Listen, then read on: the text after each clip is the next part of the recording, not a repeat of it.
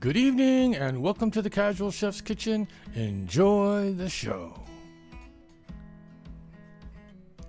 Tonight we're in Lithuania. On tonight's menu, rye bread soup. The morning mise en place. Just after prep. Cooking up some bacon. And the bread cubes are in the oven. And the bacon is ready.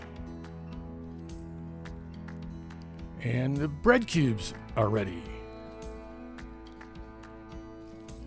The evening mise en place in order of appearance. Melting some butter in a Dutch oven.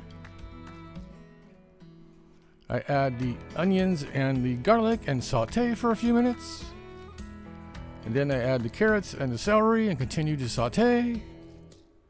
I add the bacon and the herbs and stir it in. I add the bread cubes. And then I add the broth. This is what it looks like before the simmer.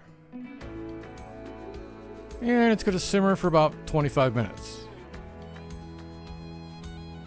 And here it is after the simmering, and I add the heavy cream. Here it is all mixed together. And here's the final presentation. Thank you for coming to the Casual Chef's Kitchen. I hope you enjoyed the show.